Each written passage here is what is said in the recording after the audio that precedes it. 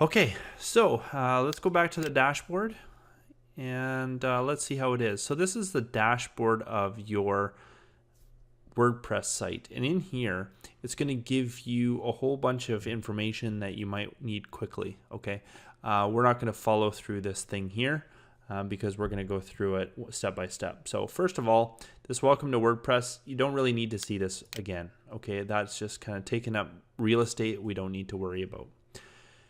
Here is these here are panels that you can move around by clicking and dragging. So you can put the most relevant ones at the top. And so you have things like, for instance, your WooCommerce status. This is products that you sold. Well, I'm just holding my mouse button and then just using my scroll wheel to go up higher. And I would like to see that very first thing, putting it at the top. So when I log in, the first thing I want to see is what kind of sales I'm doing this month. Okay. And continue going down here. There's other stuff like maybe our search engine optimization. We can probably bring that to the top here. And these events and news is probably something I wouldn't be worried about too much. So these are a couple of more important ones. And depending on plugins that you get, you might have ones that you want to have up higher on the top so you can see more information.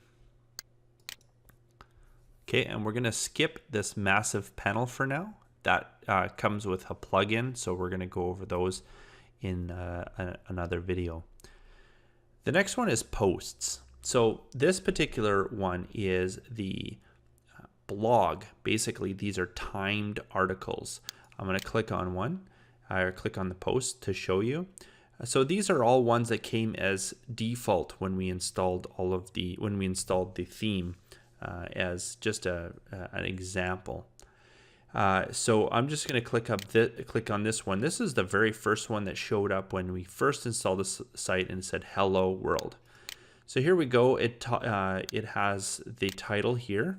This is called the permalink, and that is the link that somebody would see on the front end of the website to get to this page. So I'll show you. I'm just going to right click on it and go open in a new tab. Okay, that's going to open this in a new tab, and I'll be able to see it here on my website. Okay, so I'm going to click back, and that's a good way to open up something, by the way, is right-clicking and opening it in a new window so that you can easily work and do a little bit of multitasking. Okay, and so this is where I would write my blog in here. So I can add different types of headings, and I have a whole bunch of just word editing features here. And I even have some really cool stuff from the theme that you can play around with here. So what I do is highly recommend that you try this out. This over here is the current status of this particular blog. You can take it out of being published and put it to a draft state. Or if you have people working for you who are doing blogging for you, you can have them put it in pending review. And so you can go in and actually look at the posts to see which ones are in pending review, and the ones you like, you can just publish them. So it's a good way to do some change management with your team. Okay, and there's different formats here. Now this comes with some plugins and some themes. It doesn't come default, but you have the ability of changing what kind of format it is, and that changes the way it looks in the front end. If I go down here, there's different categories I can assign this blog article to. You can change them, or you can add new categories, and I'm going to show you how to do that, how to update your categories, but that's how you do the categorization of your blog themes as well, your blogs. This is tags. Tags are words very specific to your article. So if you're doing an article on, the best toys or something, you would have tags related to toys, 2017 top toys or something like that, and you would separate those with commas. And what it does is it helps organize your blogs into different keywords. Like we had talked about on a previous video, it was a optional plugin to install, which was search engine friendliness. So that's what you would do here. So please refer back to that video if you'd like to understand a little bit more on how to make your pages search engine friendly. Feature image. This is to set a feature image. So you can click on this and you can drag files from your computer into here, or you can go into the media library if you already have some pictures to add to that article, and that will add it as the main feature image to the article. Okay, and all of these are different things. I encourage you to play around. You can even look at demo articles to see how they're done, and that's what I do. So I'm going to click back on all posts here, and I can see how some of them are done. And so here we go, we got it set up here, and you can see that somebody's just writing some Latin in here just to fill some space.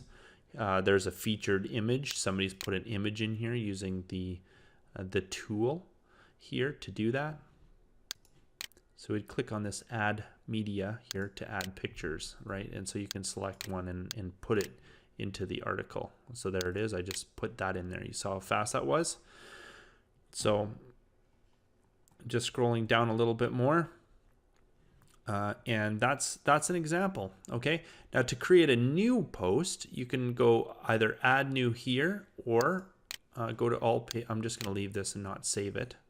I would click the update button if I was going to save it, or I can add a new one here by clicking add new, and that'll add a new post. Now every new post you add, it's a new date, and now it would come in sequentially higher than any other blog articles.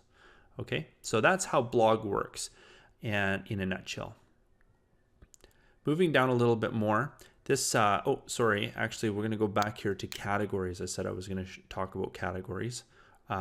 Products also has a category section. So to add a new blog category, you can put them here. I would suspect you probably want to keep your categories small, like not too many categories, unless you're writing about many different things. But you know, if you're selling a few things or in a niche market, you probably have only a few categories. You can see how many articles are connected to what categories by looking over here, and you can also click on a category like this one, architecture as an example, to edit that. So you can put a description, some information in here, as well as even uploading a category picture. And again, like anything, you can do search engine friendliness on this category. Okay, and just go back there again. And you can also click on it. You can delete this category. And what it does is when you delete it, it just disassociates this category with any blog posts that you've done with that category on it. So if there are no categories on a blog, it will be categoryless. And so people won't be able to search or filter them by categories. So that's how that works. And again, here's the tag. So all the tags that you put on your article, save in the one area, and they all end up in here. Every comma you use to separate them, they end up here.